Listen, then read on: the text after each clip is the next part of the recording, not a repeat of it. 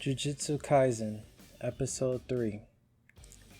So, in this episode, if I'm being honest, it was probably the most typical episodes you would probably get from the series, I'm hoping.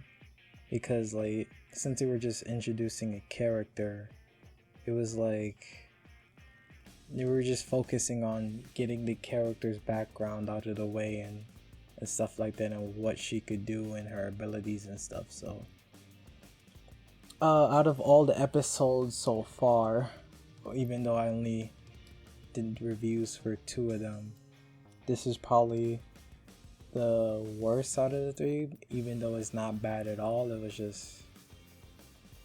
just introducing a character, so it wasn't as crazy as the first 2 episodes, but still good overall. But anyways, so they started off with a recap, which is fine. It only took like a minute, I think. It only took like a minute of recap. So it was fine. I don't think, if I remember correctly, I don't think they did a recap in any other episode I watched after. So, and now currently I'm in episode 7. So yeah, 7. And okay, I think this is the part I wanted to explanation. So this part right here, like when Yuji was like how there were only 3 first years, and isn't that like few? And then Fushiguro was like a small minority of Jujutsu sorcerers there are and stuff like that. And I was just thinking, what does it take to become a sorcerer, a Jujutsu sorcerer? Like, are you just born as one? Like, can it be developed? Like, how do you become one? There's one thing that hasn't been explained yet. I hope they explain it later on, maybe, hopefully. Just something I'm curious about. It's not, I guess it's not too much of a big deal, but still. It would be nice for explanation for why it is so few sorcerers out there and stuff like that. Great. This would have been a great opportunity to explain why, but it just said, well, there's just few people that see curses, and that's really it. So, alright, next part. So, bam, she introduced a new character, blah blah blah. I think after watching this episode, I'm sticking to, she reminds me of, I guess, the worst parts of Sakura a bit, with some, I don't even know, if I'm being honest. It's like, what's her name again? A little bit like Lucy from Fairy Tail. Hopefully I'm saying her name right. The main female character in Fairy Tail.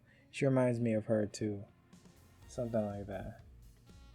Maybe would I say Nami from One Piece? Maybe that's a reach.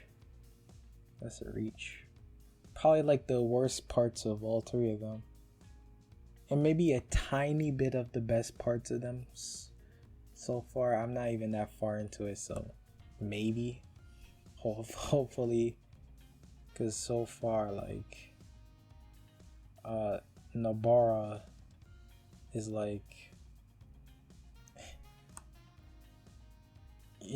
just there, just not there, but she's not really a unique female character, I should say. She definitely take on some parts of other female characters I've seen and shown. For some reason this is buffering. Come on, please. Okay, there you go. Come on. Okay. So moving on. So yeah, now they wanted to test their, I guess, their abilities and stuff, like what Yuji, how broken he is, see how broken he is, and what she's capable of too. What Nobara is also capable of. Goddamn. And so Fushiguro sat out of this.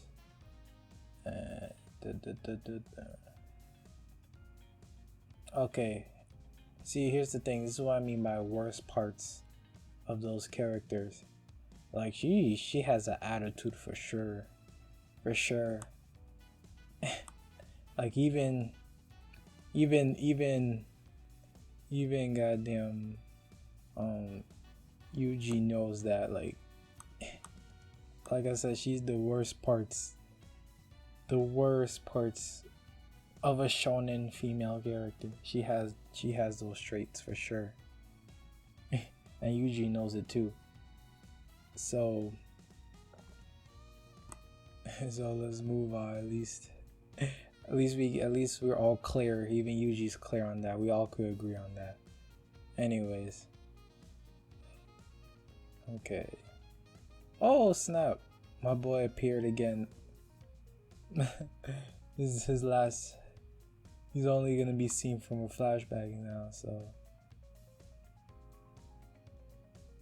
Okay, curses. Oh, this is one thing I like about curses. Where is it? Where? There was like an explanation somewhere. I think it was right here. Right here. So yeah, curses are born from human minds, right? And they're strengthened from negative emotions and stuff like that. So one thing I like about the curses is they actually have like intelligence, and they use their, I don't even know if they have brains or not, but they use something in their heads to think and strategize and know what to do. And also, like, I like the idea of how the population of like some country, city, or whatever dictates the strength of the curses in that area, because you know, more people, more negative emotions and stuff, you know, stuff like that.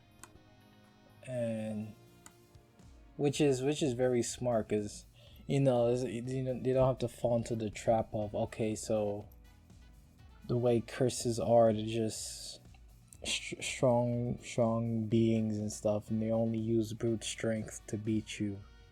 But nah, they're proven in this episode that that's not the case. Brute strength is not the only thing, was what makes curses dangerous. So that was actually really good. Now they don't have to fall in the trap of like, oh, I have to become stronger. Only strength is needed to beat a curse. You also need strategy and use your, and actually think about how you're gonna defeat the curses. So hopefully they continue that in future episodes. Because so far, this is the only episodes I've seen that they've done something like this, where they actually have to think about what they can do with even a weaker, even though they're stronger than the curse. But the curse monster outsmart them, so they have to actually think about what they could do and stuff like that. Damn, this is running slow today. See, like, look, this curse right here is weaker than her, but yet he was able to use his intelligence to outsmart her and make her think and like have to strategize herself what to do. So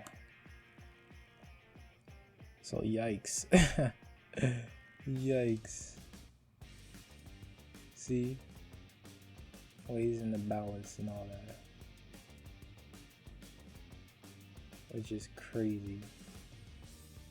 And look, she can't do nothing.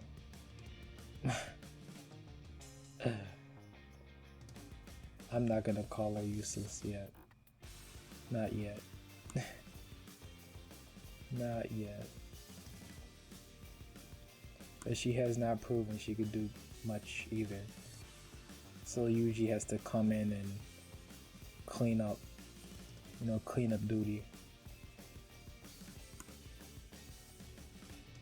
Wasn't there? I feel like I'm missing something. I didn't. Okay, I didn't miss anything. Did I? Did I not?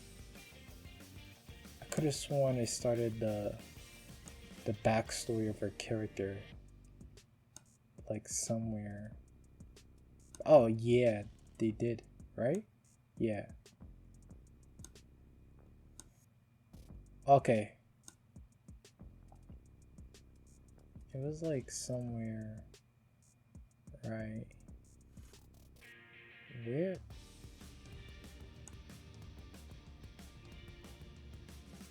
What the hell? I swear they started her backstory like earlier. Anyways, there was another part where they started her backstory again. So let me just go to that part, because for some reason. Okay. So I also like the way how they went into her backstory of her life and stuff. It's like, well, you're already in a fight scene and stuff like that. Like, you're already grabbing people's attention, so you might as well just drop in a backstory, because it's like you already have our attention from the fight. So dropping the backstory right here is actually not a bad idea, because like, imagine you dropping it when the pacing is pretty slow already and you're already losing, somebody's attention. So this actually was a great way to, have people like listen to and watch the backstory, and give it actually a chance to learn the character and stuff like that. This is like very helpful for like, let's say like casual watchers, if they're like diehard fans who read the manga and all that, or like just diehard anime fans in general, shonen fans, then like probably wouldn't matter of them putting the backstory over and right after the fight. But felt like, let's say a casual watcher, it'd be, since they already have their attention, it's great to just add the backstory right here. It makes it easier for them to catch it without, losing focus or attention of what's going on. Back to then, her back to the attitude and blah blah blah. Oh, one thing. Oh my god, I can't believe she recognized this. Hold on. Look, what have you been eating that lets you punch through a wall with your bare hands? I knew, like, at least these characters are aware that he's broken. Like, come on, like, there's no way he should be doing that already, pre-curse energy and all that. Like, what? Even they are aware of what the hell. Like, how is he able to do that? And like, so there has to be an explanation if other characters are aware of it, like, right? There must be. There must be.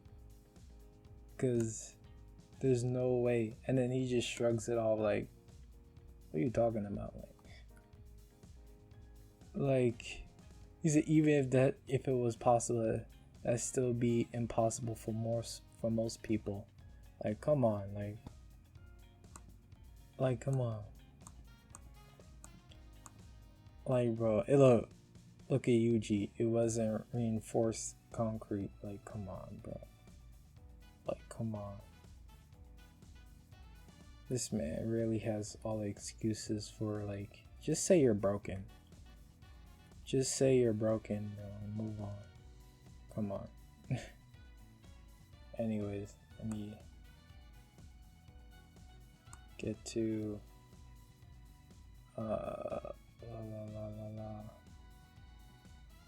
So yeah, that's really the end of the episode, if I'm being honest. It was just now sunset, happy, joyful ending day.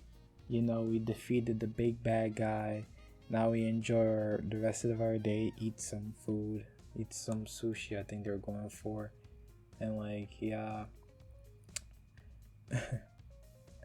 But luckily they added this part, because see, it's like they're letting you know that things are gonna pick up in the next episode once again. Like, they ain't about to slow down and stuff like that. They ain't about to like, they ain't about to just, you know, stick to the formula of just, oh yeah, like, new mission, complete the mission, everyone's happy again, and then bam. Like, nah, they're about to go back to just going serious and craziness in like most scenes.